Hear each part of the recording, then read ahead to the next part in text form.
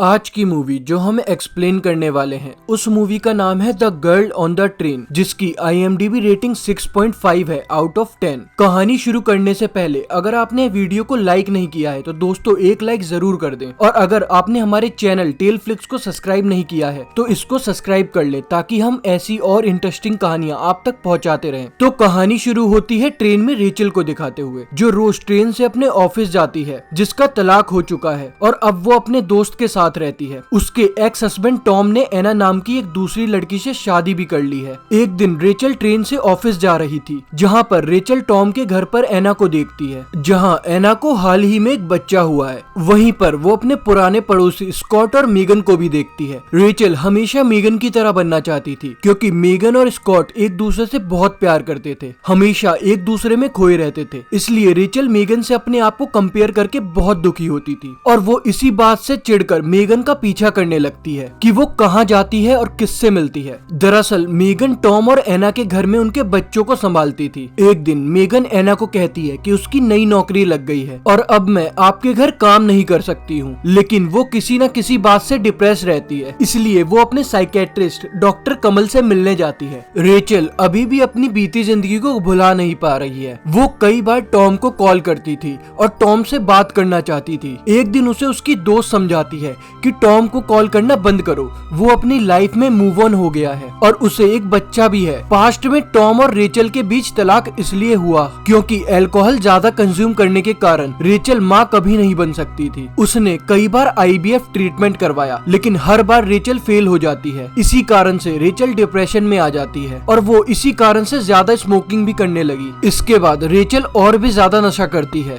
उसकी हालत इतनी ज्यादा खराब हो चुकी थी कि कई बार उसे ब्लैकआउट होने लगता है, यानी कि उसको दिन में कई बार चक्कर आते थे, जिसके बाद वो बेहोश हो जाती थी और ब्लैकआउट के बीच जो कुछ भी होता था उसे कुछ भी याद नहीं होता था। और अब इसी दौरान जब वो एक दिन ट्रेन में सफर कर रही होती है, तब उसकी नजर मेगन पर पड़ती है, जो किसी और इंसान को किस कर रही थी। रेचल को लगता है कि शायद मेगन स्कॉट को धोखा दे रही है। वो सोचती है कि मैं मेगन का घर ऐसे खराब नहीं होने दूंगी और वो स्कॉट को ऐसे धोखा नहीं दे सकती। अब कुछ देर बाद वो शराब के नशे में धुत ट्रेन से उतरकर उसके घर जाने लगती है, लेकिन रात भर क्या होता है उसे कुछ भी याद नहीं होता। अगले दिन अचानक से वो अपने बिस्तर पर उठती है और उसके शरीर पर चोट के निशान होते हैं और उसके कपड़ों पर भी खून लगा होता है, पर ब्लैकआउट के कारण उसको कुछ भी याद नहीं रहता कि पिछली रात उसके साथ क्या हुआ। इन सभी चीजों को देखकर वो काफी ज्यादा डर जाती है कि उसने ऐसा क्या किया, क्या उसने किसी को मार डाला, पर उसे कुछ भी याद नहीं था और वह कुछ समझ भी नहीं पा रही थी। इसलिए वो अपनी नौकरी पर चली जाती है और वो उस पल को याद करती है जब टॉम के बॉस ने पार्टी दी थी, जहाँ पर रेचल टॉम की बॉस और उसकी बीवी से मिली थी, लेकिन वहीं रेचल ने नशे की हालत में काफी बड़ा हंगामा कर दिया था, जिसकी वजह से टॉम के बॉस ने उसे नौकरी से निकाल दिया था। और यही रीजन था कि टॉम और रेचल के बीच में टेंशन बढ़ती गई। रेचल को इस बात का पछतावा था कि काश वो शराबी ना होती तो उसकी जिंदगी भी अच्छी होती। अब हम देखते हैं कि एक डिटेक्टिव रेचल से पूछताछ करने आती है।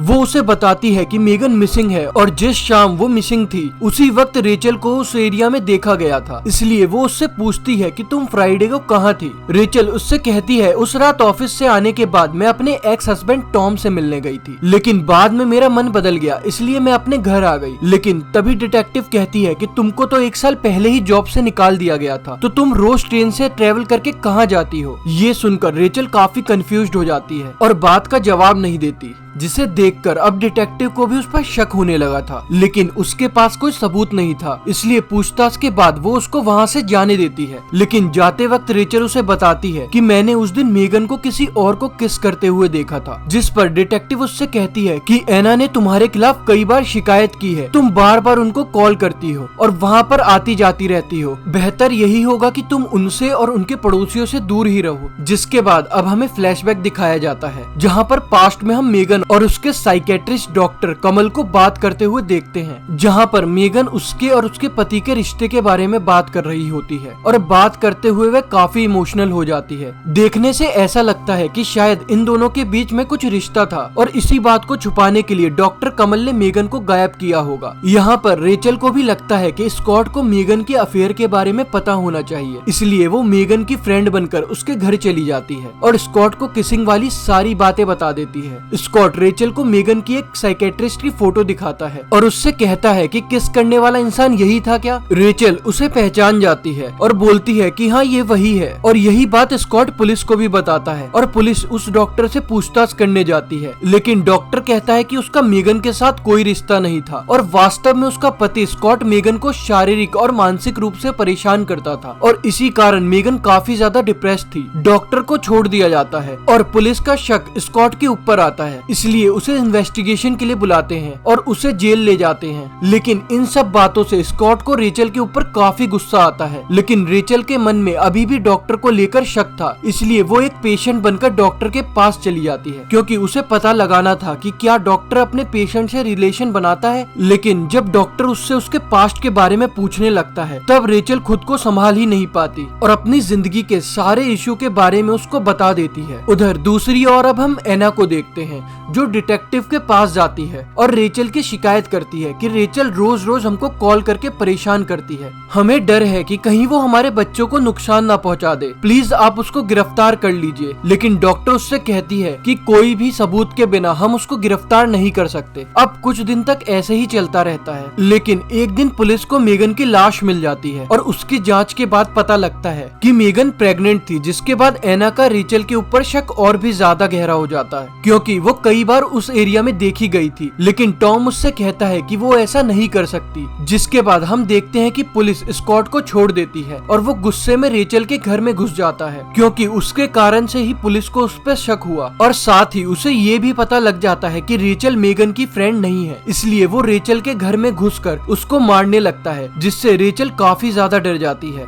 और वह सारी बात डिटेक्टिव को भी बताती है कि स्कॉट का बिहेवियर काफी ज्यादा एग्रेसिव है, इसी ने मेगन को मारा होगा जो अब मुझे भी मारने की कोशिश कर रहा है। लेकिन डिटेक्टिव उसको बोलती है कि उसने मेगन को नहीं मारा क्योंकि जब मेगन की मौत हुई थी उस समय की स्कॉट की सीसीटीवी फुटेज मिली है जिस टाइम वो एक बार में बैठा था। पास्ट में जब रेचल ने मेगन के डॉक्टर के साथ देखा था, दरअसल तब मेगन सिर्फ सिंपैथी दिखा रहा था, इसके अलावा उनको कोई भी अफेयर नहीं था और ये वही समय था जब रेचल ने उन दोनों को एक साथ देख लिया था। अब हम देखते हैं कि रेचल एक बार में बैठी होती है जहाँ पर वो एक ब्लैक सूट वाले आदमी को देखती है जो हमेशा उसके आसपास रहता है। वो उससे पूछती है कि आखिर उस रात हुआ क्या था, जिस पर वो कहता है कि कुछ लोग उसे लूटने की कोशिश कर रहे थे। वो आदमी उसकी मदद करना चाहता था लेकिन रेचल ने उसे ही भगा दिया। ये सब जानकर रेचल और भी ज्यादा डिप्रेस्ड हो जाती है और डिप्रेशन में होने के कारण वो ये डिसाइड करती है कि वो अपनी सहेली के घर पर चली जाएगी। रेचल ट्रेन में बैठी होती है, वहाँ पर उसे टॉम के बॉस की बीवी दिखती है। रेचल काफी ज्यादा शर्मिंदा थी उस पार्टी वाले दिन अपने बिहेवियर के लिए, इसके लिए वो उसके पास जाती है और वो उससे माफी मांगती है कि उसने पार्टी में इतना हंगामा किया था और इसी कारण टॉम की नौकरी चली गई थी। लेकिन टॉम के बॉस की बीवी उसको बताती है कि टॉम की नौकरी तुम्हारी वजह से नहीं गई थी, बल्कि उसका कारण वो खुद था क्योंकि उसके ऑफिस में कई सारी लड़कियों के साथ थे, इसलिए उसको नौकरी से निकाल दिया गया था। रेचल को वहाँ पर यह भी पता चलता है कि उस पार्टी में उसने कोई भी हंगामा किया ही नहीं था। अब इन बातों को सुनकर धीरे धीरे रेचल को सारी बातें याद आने लगती है। दरअसल जब रेचल को बच्चा नहीं हो रहा था जिस कारण से वह ज्यादा शराब पीती थी और इसी बात का फायदा टॉम ने उठाया। वो उसके ब्लैकआउट के दौरान उसके दिमाग में गलत मेमोरी डालता था कि आज पार्टी में तुमने हंगामा किया जिस कारण मेरी जॉब चली गई, और जब उसे ब्लैकआउट आता था तब टॉम उसे काफी ज्यादा मारता भी था और ब्लैकआउट के बाद रेचल को कुछ भी याद नहीं रहता था। लेकिन अगले दिन ये सारी चोटें उसको दिखती थी जिसके बारे में वह अनजान थी और उसे कुछ भी नहीं पता था कि ये सब टॉम उसके साथ कर रहा है। लेकिन आज उसे सारी सच्चाई पता लग गई थी। उधर एना को अपने घर में एक फोन मिलता है जिसे चालू करने पे उसे एक वॉइस मैसेज सुनाई देता है जिसे सुनकर वो हैरान रह जाती है क्योंकि वो फोन मेगन का था। उधर दूसरी ओर अब रेचल अपने पूरे होश में आ गई थी जहाँ वो एक सुरंग में जाती है और ये वही सुरंग होती है जो उसे ब्लैकआउट होने से पहले देखी थी। वो यहाँ पर इस उम्मीद में आती है कि उसे पता चल सके कि उस रात उसके साथ हुआ क्या था। वहाँ जाकर वो दोबारा से फिर ये सब सोचती है जहाँ पर उसे याद आ जाता है कि दरअसल मेगन से मिलने वाला इंसान और कोई नहीं बल्कि टॉम था। मेगन और टॉम का अफेयर चल रहा था और इसी कारण से मेगन प्रेग्नेंट हुई थी और ये बात वो टॉम को बताती है। लेकिन इस बात से टॉम खुश नहीं था। टॉम मेगन को बोलता है कि तुम अबॉर्शन करा लो, लेकिन मेगन मना करती है, जिससे टॉम उसे मार डालता है। लेकिन जब उसका ध्यान रेचल की तरफ जाता है, वो रेचल को मारकर मेगन को लेकर चला जाता है। यहाँ पर मेगन का मर्डर करने वाला कोई और नहीं बल्कि टॉम था। रेचल एना को अलर्ट करने के लिए उसके घर जाती है और यहाँ एना को भी पता चल गया था कि टॉम और मेगन का अफेयर था। लेकिन जब टॉम वहाँ पर आता है तब ये दोनों उसको बताती है कि तुम्हारा मेगन के साथ अफेयर चल रहा था और तुम ही ने उसको मारा है क्योंकि वह प्रेग्नेंट थी।